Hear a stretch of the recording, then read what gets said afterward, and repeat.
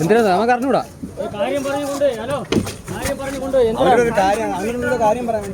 കാട്ടാക്കട പൂവച്ചലിൽ പ്രവർത്തിക്കുന്ന സ്വകാര്യ പണമിടപാട് സ്ഥാപനത്തിലെ മാനേജരെ ഒരു സംഘം കാറിൽ തട്ടിക്കൊണ്ടുപോയി. മണിക്കൂറുകൾക്കുള്ളിൽ തട്ടിക്കൊണ്ടുപോയ സംഘം തന്നെ മാനേജരെ തിരികെ അതേ സ്ഥലത്ത് കൊണ്ടുവിട്ടു.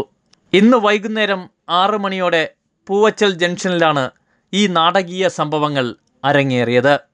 സ്വകാര്യ പണമിടപാട് സ്ഥാപനത്തിലെ മാനേജർ ബൈക്കിൽ വീട്ടിലേക്ക് പോകുവാനായി നിൽക്കുമ്പോഴായിരുന്നു കാറിലെത്തിയ സംഘം ചാടിയിറങ്ങി മാനേജരെ കാറിനുള്ളിലേക്ക് പിടിച്ചു കയറ്റുന്നത്. കണ്ടുനിന്ന നാട്ടുകാരിൽ ചിലർ ബലം പ്രയോഗിച്ച് മാനേജരെ കാറിൽ കയറ്റുന്നത് തടയാൻ ശ്രമിച്ചെങ്കിലും ബലമില്ലായിരുന്നു. തുടർന്ന് മണിക്കൂറുകൾക്കുള്ളിലാണ് തട്ടിക്കൊണ്ടുപോയയാളെ തിരികെ അതേ സ്ഥലത്ത് കൊണ്ടുവിടുന്നത്.